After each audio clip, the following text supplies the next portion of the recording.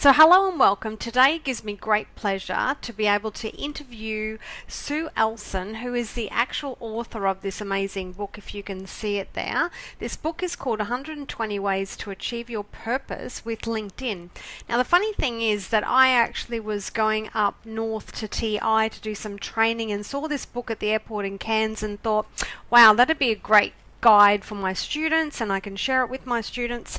And after reading Sue's book, which is absolutely jam-packed with amazing information on how to use LinkedIn for your career, your job, your business, I thought, wow, wouldn't it be cool to actually interview Sue for my students? So here we are, and thank you, Sue, for joining us.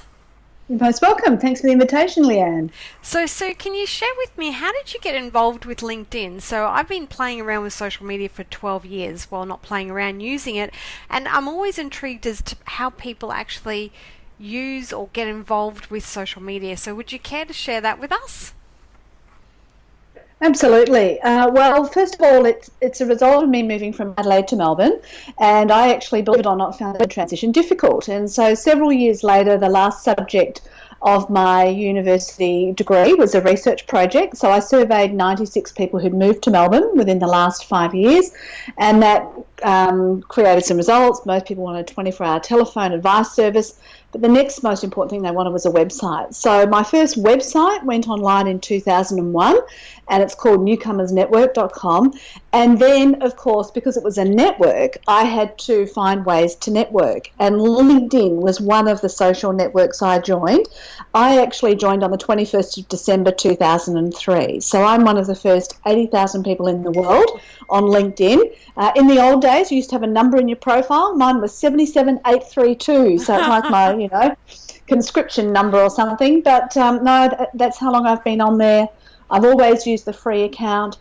In 2008, I started consulting on the topic of LinkedIn, so that's when I really started using it with individuals and businesses. And then in 2016, I finished 80,000 words on LinkedIn, which is the book that you see. Yeah, congratulations for that. It's a great book also.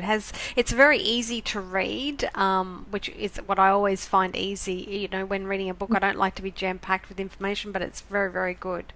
So welcome. So in regards to LinkedIn, what would you say is your philosophy or thoughts for businesses networking in general? So the reason I'm asking for that is that I obviously coach and train a lot of people too, and also personal trainers, and there's a lot of people in business out there, or even people looking for a career opportunity, that don't understand how powerful networking is and how necessary it is. So what's your thoughts on that? Yeah, look, it's a really hard sell because a lot of people think, oh, look, you just fill in the boxes, how hard can it be?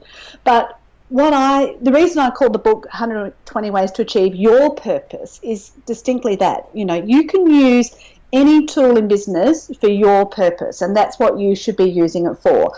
So if we think about some of the high priority purposes that LinkedIn can fulfill, first of all, if you Google someone's name, LinkedIn is likely to come up number one or somewhere on page one of Google search engine results. So that's probably your number one thing. People can find you because, as we know with business, up to 85% and even jobs are found by referrals. So if I hear that Leanne's a fabulous trainer on social media, the first thing I'm going to do is Google you, even though, my best friend told me you were fantastic. I'm still going to Google you, and then I'm going to make a decision as to whether I hire you or not based on what I find on Google. LinkedIn, you get to actually manage that. Secondly, it's a great way to keep your little black book of contacts and take it with you wherever you want to go internationally and keep, that record. And of course, the best part is everybody updates their own records, so you don't have to, change the phone number, change the contact details of anybody, on your journey. So it's a cloud-based personal database, and you can use that as your one source of truth database. You can obviously also use it to publish content. So when LinkedIn first came out, it was a network. It's moved into a publishing platform. Its third incarnation is going to be more B2B, business to business platform. So with that in mind, obviously, get some content on there that you can publish. I've written posts. I have one post on professional membership of LinkedIn, which has had more than 20,000 views since 2014. Not many places you can publish content